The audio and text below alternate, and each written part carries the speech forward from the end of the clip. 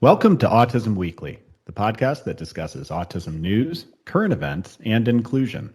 Each week, we welcome a guest to the program to share their unique perspective and expertise as it relates to the fascinating world of autism. I'm your host, Jeff Skibitsky. I'm the founder and president at ABS Kids. I've been in the field of autism and applied behavior analysis as a clinician and advocate for nearly 2 decades. This week, I'm excited to welcome CEO of the Behavioral Health Center of Excellence to the podcast, Sara Litvak, and welcome back her colleague and VP of Government Relations, Anna Bullard. Sara Litvak is a behavior analyst based out of Southern California. She, along with her team, created measurement tools and provide metric to assess ABA provider quality. Sara assists ABA providers in optimizing their services, and equally importantly, helps families identify quality ABA providers across the United States. Anna Bullard joined us all the way back on podcast number 18, where she talked to us about the importance of being a parent advocate and the incredible impact you can have if you speak up and use your voice. Anna has over a decade of experience in developing policy and advocating at the state and federal level. Additionally, she has developed payor relations to increase access to quality care while developing capacity for growth. Her knowledge as a parent who has experienced the struggles of getting services her child needed has allowed her to develop a streamlined approach for families to access care in a timely manner. We're excited to hear about the incredible ways the BHCOE is advancing the field of ABA from both the parent and the provider perspective. Let's dive into it. Welcome to the podcast. Thank you. Thanks so much for having us. Our pleasure. I'd love to hear the backstory here, Sara. Everybody gets into the field of autism for a reason, but getting into the field of ensuring quality care of autism isn't something that a lot of people have jumped in with 2 feet right off the bat. So how did this start? How did you get started with the BHCOE? Yeah, happy to share. And thanks again for having us. It's always fun chatting with you. I'll start by just saying that I always loved children. I knew that I wanted to work with children from a young age and wanted to go be a pediatrician. So I was kind of, going down the medical route. And in college, I ended up working at an autism center that was one of the nation's kind of top autism centers. Very long wait list, really hard to get in. And it was a research institution where you would just see kids come in. And, I remember the first patient I ever worked with was 7 years old, really self-injurious, banging his head against the wall. Just really, really aggressive and injuring himself. And, within 2 months at the clinic was a completely different kid, right? Would walk in, was pleasant, was smiling, was happy, wasn't injuring himself, wasn't injuring others. And at that moment, I knew I fell in love with applied behavior analysis, and I knew that it could make a huge impact for families all over. So I worked there for 4 years. I stayed on through my graduate school and then, ended up becoming associate clinical director of the clinic there. And then, fast forward, I get my first job as a board certified behavior analyst. And I realized that this incredible quality of care that's being provided in a research institution just looks very different than what's happening in kind of the practical world. And it was really disheartening because what you realized is, depending on whether, as a parent, if you have one BCBA working for you, that's fantastic, you're going to have a great experience. But if you have a BCBA working for you that you don't quite mesh with, you're not going to have a great experience. And so I just saw the variability that parents were having when they were, choosing services. And I ended up becoming a clinical director of a large agency, the agency, and I saw that very carefully within the organization. You're just having widely different experiences, even within the same organization. And it made me realize that quality isn't about the individual. It's really about the system in which they're working under. So the organization they work for can help really put together systems that allow them to succeed, whether it's training and support and kind of having the way they do things that really improve the care that's getting provided. So I worked in an organization. I tried to put a lot of systems in place and really create uniformity within the organization. And then, this is back in 2009 when there weren't a lot of ABA providers. There was kind of one large ABA provider where I lived that had a couple hundred patients under their care. And the employees showed up to work and there was a sign on the door that said, "We're out of business, basically come back, go figure it out on your own." And I remember thinking how crushing that must have been for families who really depend on these people to receive care. Especially I think about the child I worked with who was 7 at the autism center there. Imagine if that person that child just couldn't get services, right? And they're dealing with these really, really challenging behaviors, and the family is too. And so I just thought, gosh, this is a huge responsibility when an organization decides to provide ABA. And oftentimes it falls on the clinician to make sure that they're providing quality care, but it really should fall on the organization that employs these clinicians. So the state put together a transparency committee to try and figure out, why did this happen? How can we make sure that providers are providing quality care? And I got pulled into that. I was really lucky. One of my mentors had started the project and then asked me to join, and then he quickly got another role elsewhere. And so I was kind of left to oversee the project it was a 5-year project. I oversaw it for 4 years. And we, at that time, evaluated organizations across the entire state, and just noticed the huge disparity in quality. And it was really shocking to me that there can be organizations providing care that really largely don't have qualified staff, don't have qualified appropriate training, aren't measuring patient satisfaction or outcome, aren't measuring whether their employees are happy. And there's so many things that go into it. So when the state decided that they no longer needed the project because they weren't funding ABA anymore, the autism mandate hit. If you're new to legislation, the autism mandate basically required that insurance covers ABA instead of state or federal programs. So essentially the state said, we don't need to fund this quality assurance project anymore. So I ended up going to them and said, hey, this is important. I think it needs to happen nationally. And, next thing I knew, we were starting an organization that was doing this on a broader level, and come to find out we're now, the only accrediting body specific to ABA, and have evaluated 600 organizations across the U.S. So yeah, it just kind of snowballed from there. I would say it's definitely a little bit of luck, a little bit of fate that I came down the path and was able to go create something that's impacted so many families. Yeah, you say a little bit of luck, a little bit of fate, but it all started probably with a lot of heart. You recognize that, there's a need out there. You have a lot of vulnerable people that are putting their faith in a system that maybe didn't have oversight at the time. And filling that gap becomes extremely important. And I guess this kind of segues straight to you, Anna, is that you were out there advocating. And I would imagine is that you're advocating for a science almost back at the time where you started your advocacy, is that you didn't have the Behavioral Health Center of Excellence behind you to be able to put a stamp of quality on things. So from a parent perspective, when you were out there talking about ABA services and talking about the value of ABA services, how did the individual stories of parents, how did that take off? Because everybody's experience was so different. And I would imagine there were parts of Georgia where, when you were working on Ava's Law, where ABA did not look like what you would imagine ABA should look like. Was that frustrating at all?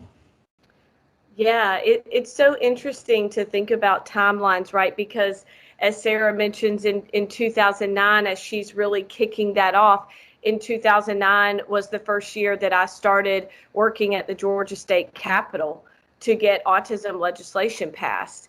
And it was actually very challenging because there wasn't any type of accreditation body. It wasn't recognized as a healthcare benefit, right? And so there was nothing to lean on. Especially as a parent, but even when we would bring in professionals and physicians, it still was something that was easy to say, is this healthcare? Should healthcare really cover this? Looking back, how impactful it would have been, but at the same time, I think that's why it's so critical where we are today. And really why I joined BHCOE is to ensure that what we all fought so hard for and took years to get to the place for it to be recognized as a healthcare benefit, we have to have accreditation. We have to have quality metrics in order to maintain the efficacy of the benefit. So it's really everything is coming together to me at an important time in the history of ABA. Yeah, and I look at what you're describing from a provider standpoint. I look at the value of an organization that is really digging deep into the accrediting standards, that is going out and auditing these organizations. And I look at it as a way for growth within the field. It's a way to be able to understand any deficits and to start corrective actions, make things stronger as time goes on. And ideally, those benchmarks keep moving up and up, and we challenge ourselves as a field. But and I guess I'll ask Sara this question, but when you're explaining this to a family, I can look at it from a provider's perspective, but I'm not a parent with a child with autism. So looking at it from that perspective, how do you explain your mission to them so that they feel a part of that process? Yeah, that's a really good question. I think when I take a step back and think about ultimately what we're trying to achieve here and kind of our vision is really to ensure and encourage what we consider to be safe, effective, equitable, patient-centered healthcare, right? And so whether that's, at the patient level where you're kind of experiencing it day to day, or whether it's what's happening within the organization, I think every parent should just be aware that the same way you choose your general practitioner, your dentist, or your, anyone else you're working with, I mean, there's goodness of fit that exists. And I think that what I would just let parents know is you're in this really sticky situation where there's almost not enough providers to provide services to individuals with autism because of the strong demand, right? That number is increasing. And so unfortunately, you're in an uphill battle where providers don't, there's a wait list, right? So it may feel like you don't have as much choice as you would want. And so I think what I'm trying to really do is educate parents that even though there's that demand that's happening where there's a wait list almost everywhere, you should still fight for quality, right? And sometimes the quality conversation takes a back seat because it's like, I just need therapy. I don't care who I'm getting it from.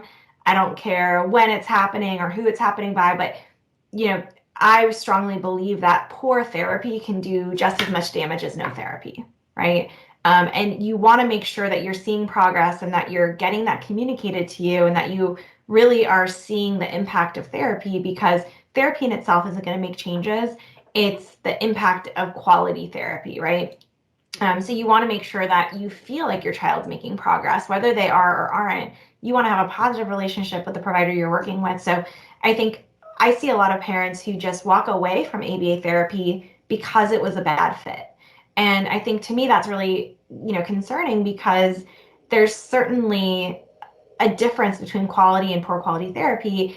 And if you're walking away because it's not working, my thought would be that you haven't had good ABA, right? And I think that's what we need to be aware of at the parent level, is that there's such a difference. And if you are feeling like you're not seeing impact, or if you're not seeing like you're not getting the change that you want, I would encourage you to look for a provider that's accredited, that maybe has some oversight systems in place that are really upping the bar. So Anna, from that parent perspective, what are the quality indicators? What are these larger buckets that they could be looking at to know that they're in good hands with their service provider? Yeah, Jeff, that's so important, because I hear from so many families really on a weekly basis who are struggling to communicate with their provider when they are having issues, or when there are concerns about the progress or lack of progress their child is making. And, I think that BHCOE has really created what I feel like is a way for parents to be able to clearly see what they should be looking for in a real quality provider. We have 11, I call them indicators, just for families to be able to understand, but 11 indicators that we're evaluating a provider on. But for a family, what I really focus on are things like the intake process. Are they able to get you into services in a timely manner? Are they able to actually staff your child's therapy hours with what they said was medically necessary? Those types of things are so critical to a child's progress. If you say a child needs 30 hours, but you can only deliver 10 of those, that child is not going to make the progress that they really have the potential to make. And then, of course, I always tell parents, talk to your BCBA. Number one, how much willing is that BCBA to communicate with you and to interact with you, and to be a support, not just to your child, but to the family as a whole. So that family support piece, I like to call it family support, even though it's family training in the provider world. But really, how much is that BCBA going to provide that support to generalize skills into your family and into the home or the community or the center or wherever it might be? Those are just things that I think families are, they're looking at. When I started ABA, I'd never even heard of a BCBA. So knowing that a BCBA should supervise your child's program and that they really should be seeing your child weekly, that's something a parent doesn't even know. That piece is really taken for granted sometimes on the provider side, that a family just knows that. They don't. They don't even know what all these acronyms mean. They just want their child to be happy, to be able to eat food and play with other kids. And of course they want the other, long-term goals, but in the moment, they don't know all these, intricate healthcare things that the provider just really is just living in that world. So I think those are important things to families. And then, I also think really a huge piece of that is you yourself should be involved in the treatment program. The parent should be involved. And if that provider doesn't appreciate that, value that, and include the family or caregiver in the treatment program, then that's a red flag for me. And all of that advice, I think, is crucial for a family to look at. And I mean, I wouldn't know where to start. If I wasn't in the field, I would not know what questions to ask. And I think that these are all things that we should be, as providers, and not just as an organization like the BHCOE, but we should be echoing for you. We should be letting them know, ask these questions. If we don't have answers, that's a problem within our system. So when a group does get all this together, when a family does get this whole package, there's got to be some wow stories out there. There's got to be some of those stories where the family's like, we finally got what we needed. This is what it should look like, and this is what happened.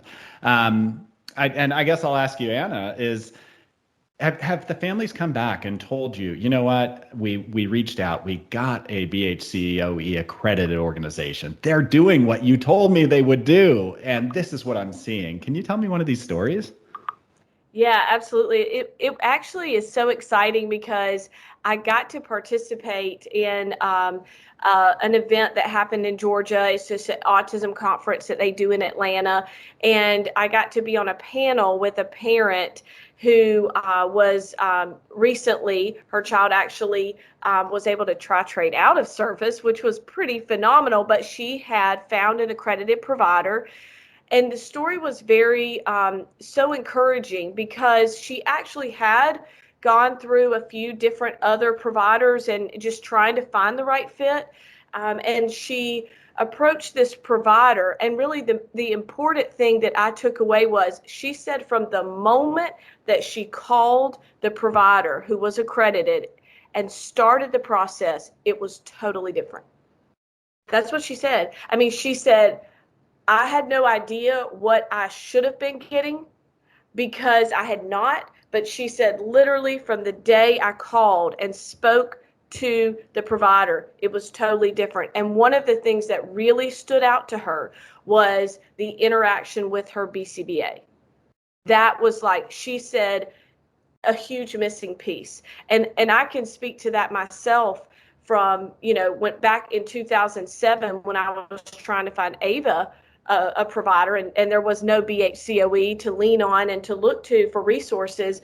I went to a provider and realized after 3 months of my child's life being given that they didn't even have a BCBA on staff.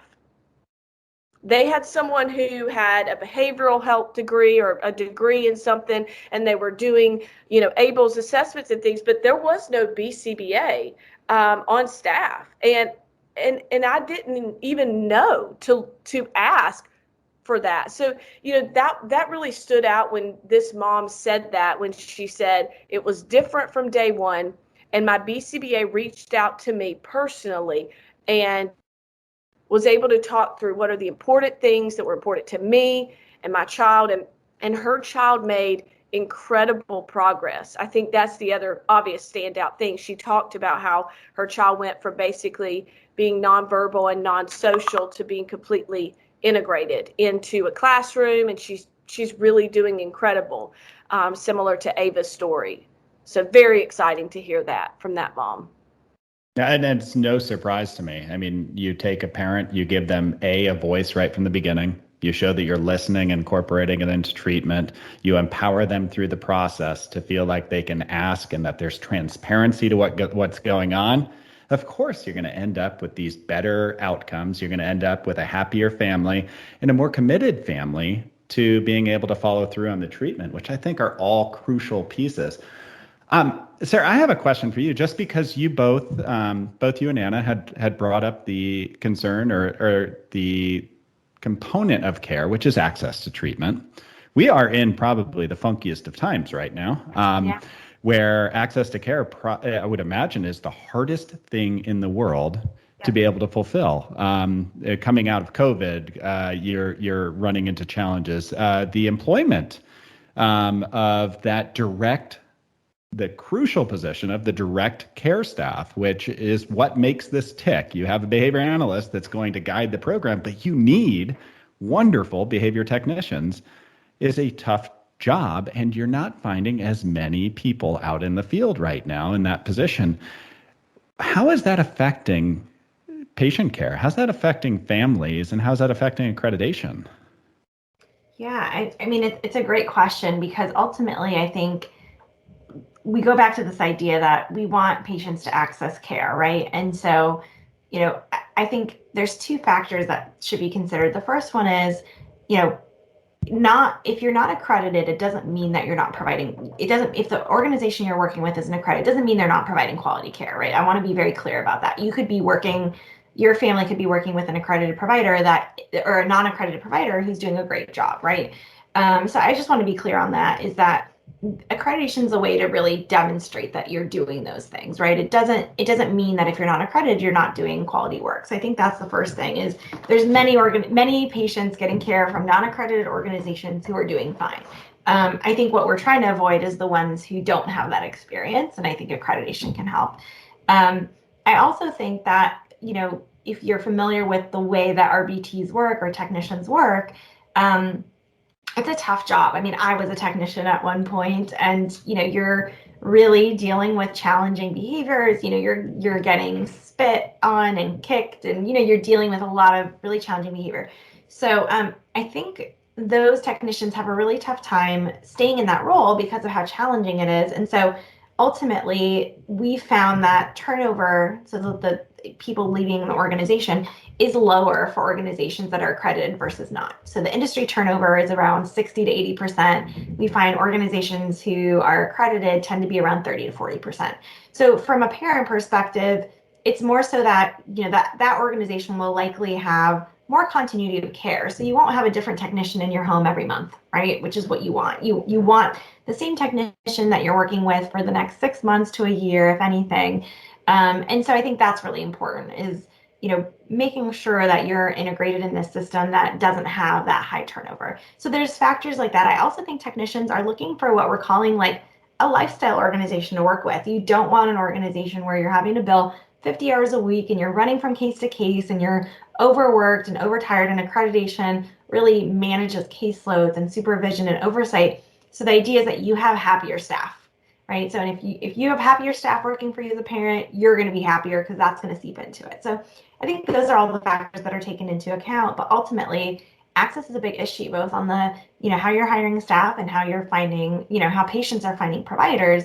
And so there's a lot of moving parts there. But I'd argue that, staff who are caring about having a home, growing within an organization, making sure that there's, there's a place that they can call home, that they're not going to just leave in 6 months because the situation is so challenging.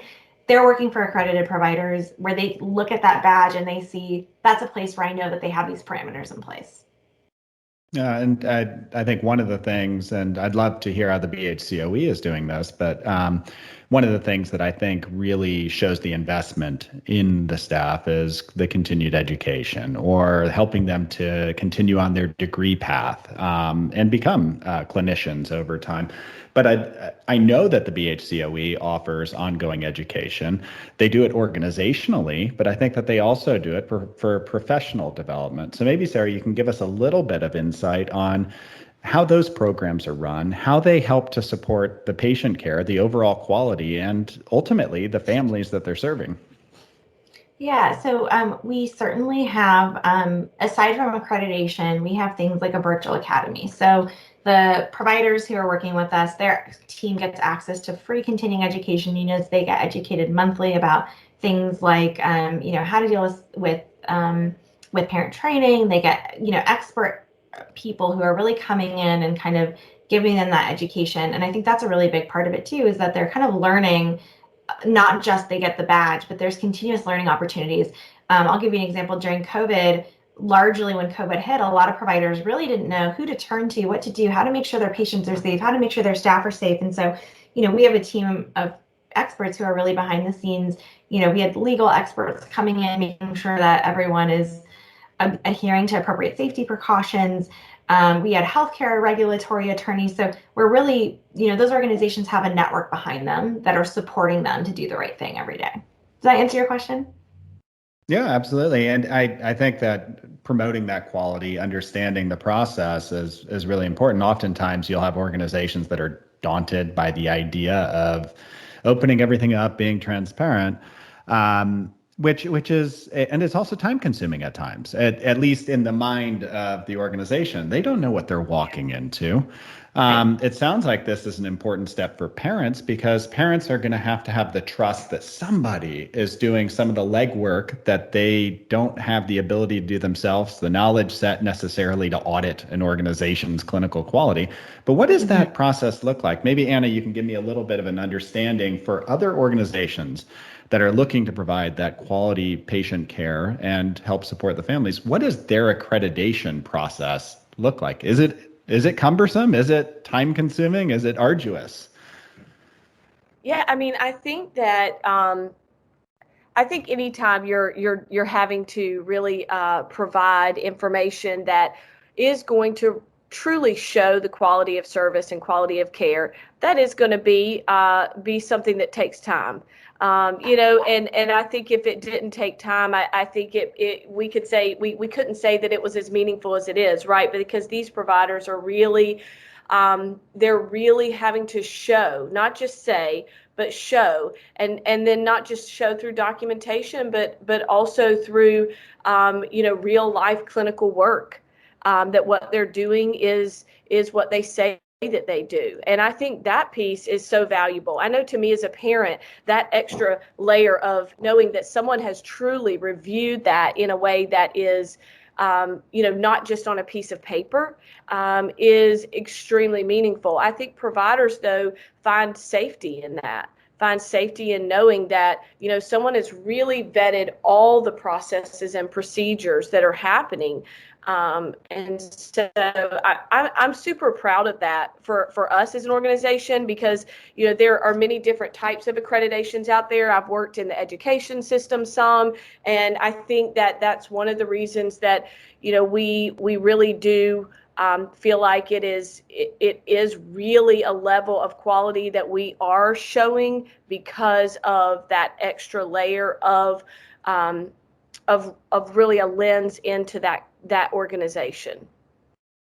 And I think that lens is what allows people to start making informed choices, which with healthcare is that you want everything that you're doing to be an informed choice.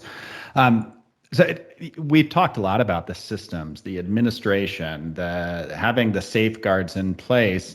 I'd be curious, is the BHCOE doing anything to look at potential outcomes, which in our field probably is the hardest thing to be able to evaluate because every child's outcome and prognosis is so different. But are there things that we're looking at in that realm that are going to help to guide parents, or is that just too hard to get to right now? Oh, no, I think I don't want to say it's easy, but I think it's definitely it's definitely within our reach. And actually, Jeff, you all have been through the process. So, we do collect outcome data from the organizations to look at progress. And, we're doing a lot of really exciting work around that right now because, we do have a lot of data that we've collected over the years where we can really start piecing apart, what works, what doesn't work, what are average improvement areas you want to see. And so there's certainly a lot of that. But I think when we think about outcome, I think it's important to understand that outcome isn't just an improvement on an assessment. I think that the field is largely moving to what we're calling patient-reported outcomes. So that's kind of your, patient perspective on whether the child or patient is improving, parent perspective on that. And then also things like quality of life. So like, is parent stress reducing? Are parents feeling like their life is getting easier? Is their quality of life improving? So I think those are also things that are important components that we're measuring and that become a really big piece of the larger overall treatment package that you're getting, is making sure that you're not just feeling like you're making improvement, but also that the provider can show you that your child actually is. And for parents and providers alike, having the ability to analyze some of that information and not just to evaluate where you stand in the field, but to understand what areas to be able to put more effort into for your organization, because every place is going to have areas that they're going to excel and areas that they need to continue to strengthen, kind of like any individual. It's nice to have that data start to come out. I'm sure that that's going to really enhance the service delivery as time comes. Well, I'd love to just hear from you all any sort of advice, any sort of guidance that you might have for families. I'll start with Anna, because I think both of you all might have very different perspectives on this question. But what would you tell a family if they were just first reaching out to you, and where would you guide them to go? Well, that happens all the time to me. And it's interesting because no matter how far we've come in the resources and increasing providers, the roadmap when your child is diagnosed with autism is still very challenging. And it's really, to me, it really is crazy that piece hasn't improved that much. And Sara and I talk about that a lot. And I know BHCOE is going to play a role in impacting that, because my child gets diagnosed and then you're trying to find what your diagnostician told you to go get ABA, and you're like, what is that? Also, all these other things are coming at you. And if your child is school aged, there's so much. But, for me, I always tell a parent, we know that ABA can improve the life of your child. We know that. That is the science, and that is what is medically prescribed.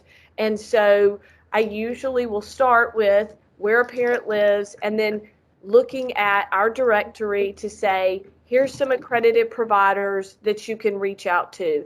So I think the important piece is helping a family get into treatment with a quality provider as soon as possible. I mean, that is at the core of what we have to do. Everything else we can work out along the way. We can figure school out or other types of things, but starting ABA is going to impact the entire family's life. Mm-hmm. and alleviate a lot of the stress that's going on. And so that's really what I try to do first and foremost, is helping them. And our accredited providers are so fantastic about that. Yeah, that message is really loud and clear, Anna. I think that you mentioned it about when back in 2007 you were looking for services and finding that provider, but now it sounds like there's resources. And having a resource as a family versus trying to vet it yourself seems very important. And maybe, Sara, you can answer that same question. Like, where's your advice? But I'd also like to know is, where do you think things are going? I mean, where's the next step? What might be on the horizon? Well, I'll say that I don't think I could have said it better than Anna on the advice piece, and nor would I try and give better advice than that, because I think coming directly from a parent of a child with autism, I think is the best way to hear that information. So I'm happy to answer the moving forward question, which is, I think we're in this really interesting crossroads where 1 in 54 children have autism. It's not a small number. And so, almost everyone knows someone who has a child with autism. Those of you listening, you might have a child with autism. And I think what that looked like 10 or 20 years ago looks very different than what that looks like today, where there are more resources, there are more opportunities. And I think, 10, 20 years ago, you kind of just took what you got, right? Like there were such limited resources. And I think I would just empower those of you listening who are getting ABA to really, demand excellence and demand quality, because I think, parents are just used to, well, this is all that's available to me, right? And I think that this needs to come from parents, that they deserve the best care possible and that they won't settle. Like, Anna shared that story of that provider in Georgia. And it's like, she shouldn't have settled. And she didn't settle, right? She went to multiple providers until she found someone that worked for her. And so I would just encourage all families to do that. And I hear from, both your voices, the passion was there, the heart is there. Now you're seeing a product that's there to be able to help families through those same concerns that you might have had. I appreciate the time that you all have spent with us today and sharing some of this information and advice and personal stories. I hope to have you back on sometime soon, because I want to hear what's happening with some of these outcome measures when they actually do come out. And I want to hear the parent perspective of, did that help with the service delivery, which I imagine it could only help to escalate this progress that we're making already in the field. So thank you all for joining. Thanks, Jeff. Appreciate it. Thanks for having us. Thank you for listening to Autism Weekly. We hope you tune back in next week to learn more about autism in the real world. Autism Weekly is now found on all the major listening apps, including Apple Podcasts, Google Podcasts, Stitcher, Spotify, Amazon Music, and more. Subscribe to be notified when we post new podcast. Autism Weekly is produced by ABS Kids. ABS Kids is proud to provide diagnostic assessments and ABA therapy to children with developmental delays like autism spectrum disorder. You can learn more about ABS Kids and the Autism Weekly podcast by visiting abskids.com. Thanks for tuning in. See you again next week.